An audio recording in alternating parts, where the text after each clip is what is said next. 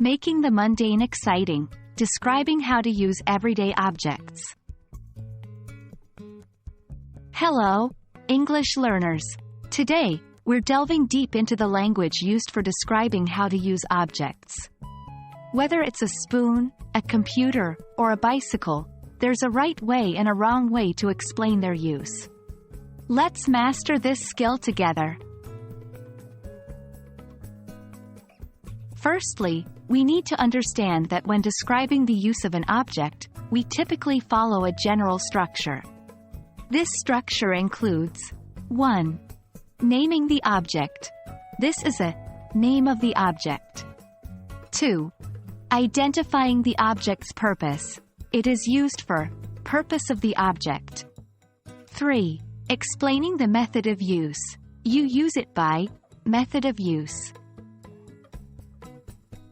Let's illustrate this with a simple example. This is a pencil. It is used for writing or drawing. You use it by holding it in your hand and applying it to a piece of paper. This structure will be the foundation of our learning today. While our basic structure is handy, it may not suffice when the object's use is more complex. In this case, we'd add more detailed steps and possibly describe the object's parts. Here's how. 1. Describe the parts. This object has list of parts. 2. Give detailed instructions. First, you do this, then you do that. Let's try a more complex object, like a microwave. This is a microwave. It's used for heating food quickly. This object has a door, a timer, buttons, and a rotating plate inside. To use it, first, you open the door and place your food inside on the plate. Then, close the door and set the timer using the buttons. Finally, you press the start button and wait until it finishes heating your food. When we describe how to use an object, it's best to use active language.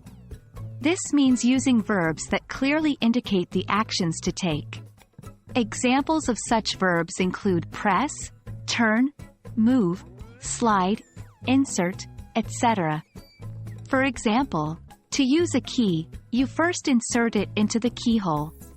Then, you turn it clockwise until the lock clicks. And that's it for today. With these 3 simple steps, you're now able to describe how to use an object accurately and effectively. Remember, it's all about structure, detail, and active language. Practice with different objects around you, and you'll master this in no time. Keep learning, and see you in our next video.